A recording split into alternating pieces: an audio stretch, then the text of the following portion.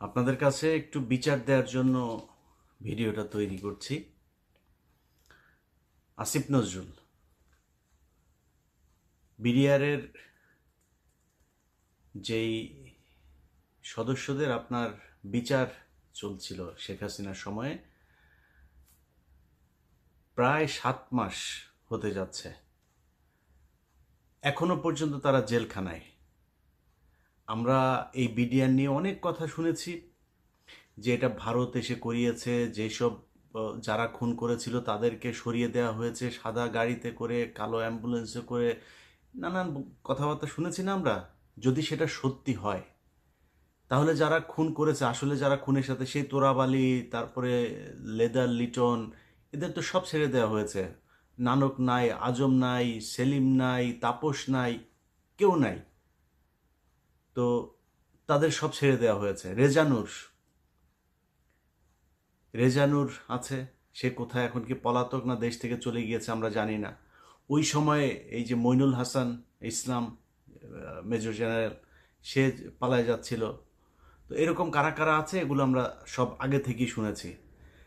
এবং যেই সৈনিকরা আসল সাক্ষী দিতে চেয়েছে তাদেরকে মেরে ফেলা হয়েছে, গুম করা হয়েছে, তাদেরকেই এই জেলখানায় নিয়ে বন্দি করা হয়েছে। যারা খুন করতে চেয়েছে, যারা খুনের সাথে জড়িত ছিল, তাদের তো সরকার বহু আগেই ভারত পাঠিয়েছে, মেরে ফেলেছে, পালিয়ে যেতে সুযোগ দিয়েছে। নানান এই ইতিহাস আমরা গত 15 বছর ধরেই শুনছি, এগুলো তো জানা, এটা নতুন করে উদ্ঘাটন করার কিছু তো নাই। আসিফ নজরুল 7 মাসে এখন পর্যন্ত এই বিডিআরের যে নিরীহ জওয়ানগুলো, যারা সব সত্য কথা, সত্য সাক্ষী দিয়েছিল, তাদেরকে আসামি বানিয়ে শেখ হাসিনা জেলখানায় রেখেছে। তাদেরকে এখনো আসিফ নজরুল জেলখানায় রাখলো। তাদেরকে জেলখানায় রাখার জন্য আসিফ নজরুল যত ধরনের ষড়যন্ত্র আছে সব কিছুই করছে। আমরা সেই 5 তারিখের পরের এই পর্যন্ত মোট 4টা শুনানি হলো। 4 শুনানিতে সবশেষ জানুয়ারির 8 তারিখে আমরা মনে করেছিলাম 9 তারিখে কিছু একটা হবে, অন্তত কয়েকজনকে ছাড়বে। দেখেন আসিফ নজরুল এই মানে ইন্ডিয়ান রয়ের এই সদস্য কত বড় খারাপ, কত অসভ্য, ওইভাবে পারে নাই। প্রথমবার বলেছে পিপি নিয়োগ হয় নাই, তারপরে বলেছে পিপি প্রস্তুতি নেয় নাই, তারপরে পিপি পুরো রায়ের কপি সব পড়তে পারে নাই। এবার কি বলবে? কিছু তো একটা বলতে হবে। এখন এই ওই যে বক্সিগঞ্জের আপনার যেই কি আলিয়া মাদ্রাসার যেইটা, ওইটার মধ্যে নাটক টাটক সাজায়া, আবার তার মধ্যে আবার স্টুডেন্টদেরকেও এখানে নাটকের অংশ বানিয়েছে। কেউ যায় ঘর পুড়ে দিচ্ছে, কেউ ই করছে। আরে ভাই, আপনি ওইখানে করেন না বিচার, তাহলে কোথায় করবেন? আপনি জানেন না 9 তারিখে বিডিআর এর শুনানি আছে? জায়গাটা তো ঠিক করে রাখবেন, সেটা ঠিক করেন নাই কেন? একদিন আগে থেকে বিডিআর এর পরিবাররা দেশের বিভিন্ন জায়গা থেকে, গরিব মানুষ এখানে এই শহীদ মিনারে এসে শুয়েছিল, কেউ যাইতে পারে নাই। আসিফ নজরুল শাওনের ঘরে যাইতে পারে, শহীদ মিনারে যাইতে পারে নাই, গিয়ে একটু বলতে পারে নাই যে আপনারা কোত্থেকে আসছেন, আমরা আপনাদের পাশে আছি, আপনারা তো আমারই দেশের মানুষ, ওকে আপনারা ঘরে ফিরে যান, আমরা দেখছি। আসিফ নজরুল বলার সুযোগ পায় নাই। কুকুরের ছানারা সিনেমা দেখতে যাইতে পারে, এইখানে আসার একজন উপদেষ্টার সময় পায় নাই। এখন হাঙ্গামা যদি লাগাই দেই,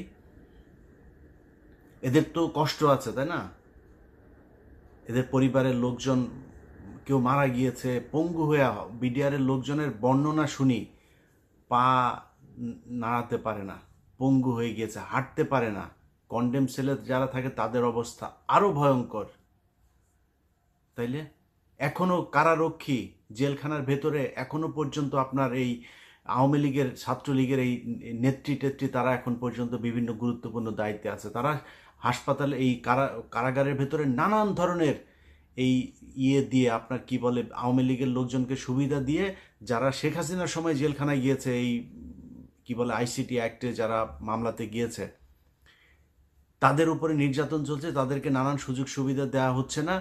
আর আওয়ামী লীগে যারা যাচ্ছে তাদেরকে সব ধরনের বাসার থেকে খাবার টাবার সব কিছু চলছে। এইভাবে এখনো পর্যন্ত জেলখানা চলছে।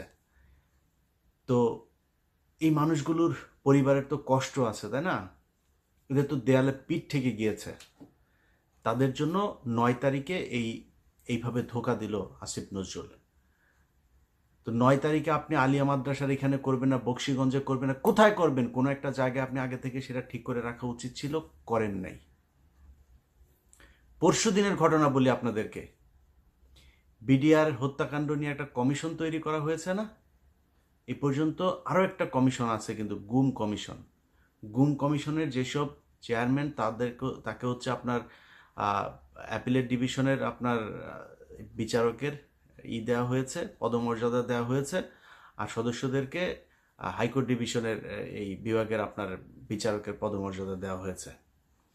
এখন পরশু দিনের মিটিংয়ে এই যে সদস্য যে কজন ছিল, সেখানে এই মেজর জেনারেল ফজলুর রহমান সাহেবও ছিলেন।